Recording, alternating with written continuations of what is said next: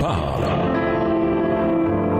Chaque jour, Charles et Carole vous présentent la leçon de l'école du sabbat.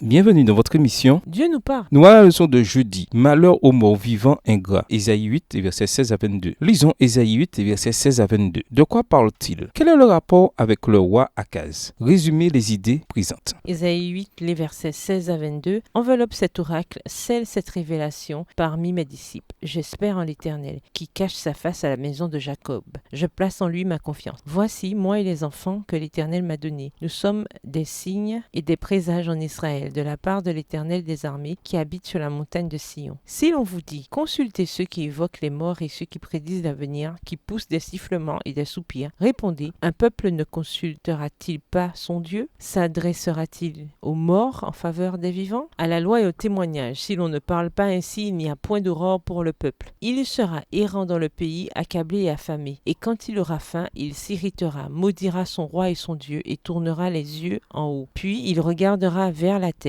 et voici, il n'y aura que détresse, obscurité et de sombres angoisses. Il sera repoussé dans d'épaisses ténèbres. Akaz était impliqué dans la religion païenne. 2 Rois 16, versets 3 et 4, les versets 10 à 15, 2 Chroniques 28, les versets 2 à 4 et les versets 23 à 25, qui était étroitement lié à l'occultisme, à comparer avec Deutéronome 32, verset 17. Il sacrifie à des démons. 1 Corinthiens 10, verset 20. Différents aspects de la sorcellerie moderne ont des ressemblances frappantes avec les rituels du Proche-Orient ancien, comme en témoignent des écrits anciens extérieurs à la Bible. En effet, même une bonne partie des pratiques du New Age d'aujourd'hui ne sont que des manifestations contemporaines de ces pratiques occultes anciennes. La description que fait Ésaïe du désespoir qui découle de cette dépendance à des esprits autres que le Seigneur, Ésaïe 8, les versets 21 et 22, correspond bien à Akaz, comparé avec 2 Chroniques 28, les versets 22 et 23. Ésaïe fait référence au peuple qui entre dans une colère noire et qui maudit son roi. Ésaïe 8, le verset 21. Cela devait servir d'avertissement à Akaz, puisqu'il entraînait le peuple dans l'occultisme. Le peuple le maudira. En fait, à la mort d'Akaz, on fit une exception concernant son inhumation, qui en dit long sur la profondeur du respect qu'on avait pour lui. On ne le mit pas dans les tombeaux des rois d'Israël. 2 Chroniques 28, verset 27. Qu'indiquent ces textes concernant l'occultisme? Lisons Lévitique 20, verset 27 et Deutéronome 18, les versets 9 à 14. Lévitique 20, le verset 27. Si un homme ou une femme ont en eux l'esprit de mort ou un esprit de divination, ils seront punis de mort. On les lapidera, leur sang retombera sur eux. Deutéronome 18, versets 9 à 14. Lorsque tu seras entré dans le pays que l'Éternel ton Dieu te donne, tu n'apprendras point à imiter les abominations de ces nations-là. Qu'on ne trouve chez toi personne qui fasse passer son fils ou sa fille par le feu, personne qui exerce un métier de devin, d'astrologue, d'augure, de magicien, d'enchanteur, personne qui consulte ceux qui évoquent les esprits ou disent la bonne aventure, personne qui interroge les morts. Car quiconque fait ces choses est en abomination à l'Éternel. Et c'est à cause de ces abominations que l'Éternel ton Dieu va chasser ces nations devant toi. Tu seras entièrement à l'Éternel ton Dieu, car ces nations que tu chasseras écoutent les astrologues et les devins, mais à toi l'Éternel ton Dieu ne le permet pas. La séparation avec l'occultisme est une question de loyauté envers Dieu. 1 Chronique 10, les versets 13 et 14 applique ce principe au cas du roi Saül. Saül mourut à cause des sacrilèges qu'il avait commis envers le Seigneur parce qu'il n'avait pas observé la parole du Seigneur. Il avait même eu recours au spiritisme. Il ne chercha pas le Seigneur qui le fit mourir et transféra la royauté à David, fils de Jessé. Examinez votre vie, les influences autour de vous. De quelle manière subtile êtes-vous exposé aux principes cachés derrière l'occultisme et différentes manifestations du spiritisme? Et même si vous ne pouvez pas les éviter totalement, que pouvez-vous faire pour minimiser l'influence qu'ils ont sur vous ou sur votre famille? Au revoir. Et à demain si Dieu veut.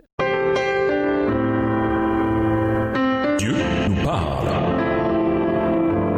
Chaque jour, Charles et Carole vous présentent la leçon de l'école du sabbat.